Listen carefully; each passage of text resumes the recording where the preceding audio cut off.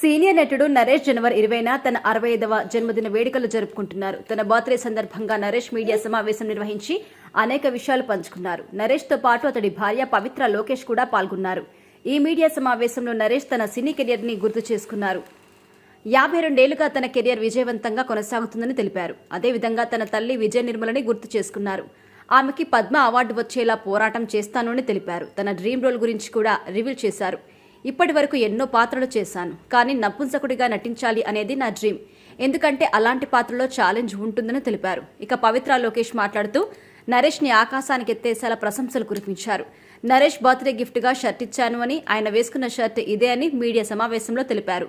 తాను కట్టుకున్న చీర ఆయన సెలెక్ట్ చేసిందని సరదాగా తెలిపారు. నరేష్ గారికి జీవితంలో 2 గురువులు ఉన్నారు. ఒకరు జంధ్యాల గారు, మరొకరు వాళ్ళ అమ్మ విజయ నిర్మల అని తెలిపింది. వీళ్ళిద్దరిని నరేష్ ప్రతిరోజు తలుచుకుంటూనే ఉంటారు. నరేష్ గారికి ఉన్న స్టేటస్ కి ప్రతిరోజు వాళ్ళను తలుచుకోవాల్సిన అవసరం లేదు, కానీ ఆయనకి పెద్దల పట్ల గౌరవం ఉంది అని పవిత్ర పేర్కొన్నారు. ఇక పవిత్ర లోకేష్ ఎనర్జీ గురించి చేసిన వ్యాఖ్యలు సోషల్ మీడియాలో వైరల్ అవుతున్నాయి.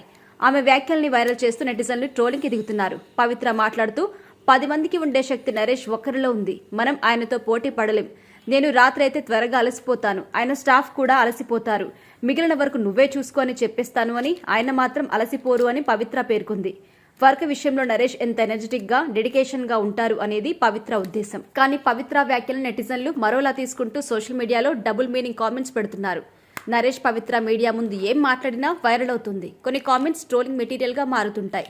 ఇప్పుడు కూడా అదే జరిగింది.